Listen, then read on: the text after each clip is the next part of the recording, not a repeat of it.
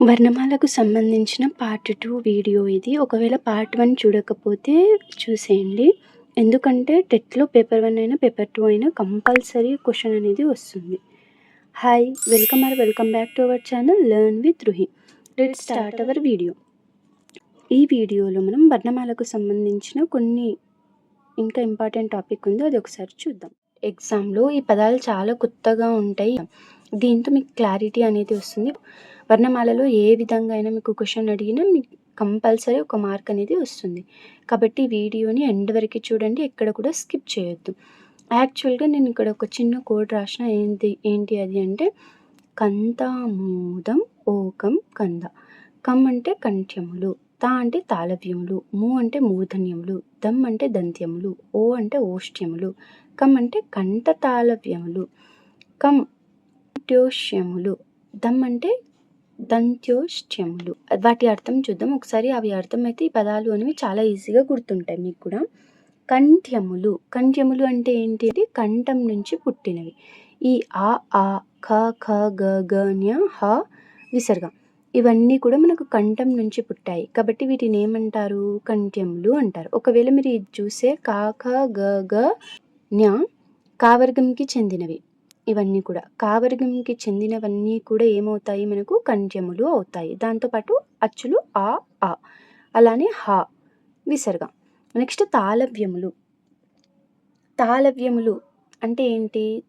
దవడ నుంచి పుట్టినవి. దవడ నుండి పుట్టినవి. అవి ఈ చావర్గానికి చెందినవి అండ్ యా, ష, చ, చ, జ, జ, న్య, యా, ష ఇవన్నీ కూడా ఏంటి? తాళవ్యములు అంటే దవడ నుండి పుట్టినవి. నెక్స్ట్ మూర్ధన్యములు అంటే ఏంటి? నాలుక కొన భాగం నుండి పుట్టినవి. నాలుక కొన భాగం నుండి పుట్టినవి ఏవేవి? రు. ఈ రూని ఇలా కూడా రాయొచ్చు. నేను ఇలా రాసుకున్నా ఇక్కడ. మళ్ళీ మీరు కన్ఫ్యూజ్ అవ్వకండి.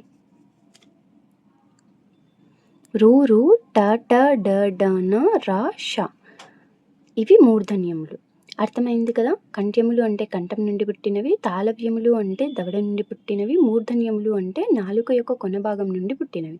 దంత్యములు దంతం నుండి పుట్టినవి. తాళవ్యములు ఏమో దవడ నుండి పుట్టినవి, దంత్యములునేమో దంతాల నుండి పుట్టినవి. అవి ఏవేవి? లూలు తావర్గానికి చెందినవి, లా, సా ఇది సా. నెక్స్ట్ ఓష్ట్యములు. ఓష్ట్యము అంటే పెదవి. పెదవి నుండి పుట్టినవి ఏవేవి? ఊ, ప, ఫ, భ, మ ఇవన్నీ ఓష్ట్యములు అవుతాయి.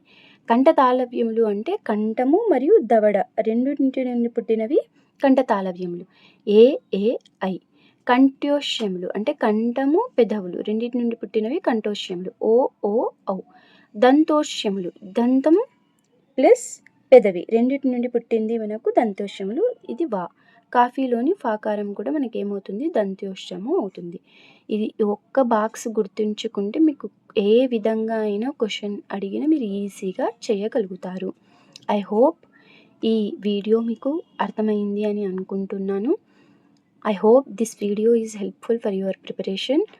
If you want more videos like this please like, share, comment and subscribe to our channel. ఒకవేళ మీకు నెక్స్ట్ ఏదైనా టాపిక్ అర్థం అవ్వట్లేదు అని అనుకుంటే కామెంట్ చేయండి. దాని గురించి ఇలాంటి షార్ట్ కట్స్ మరిన్ని ఇస్తాను. Thank you.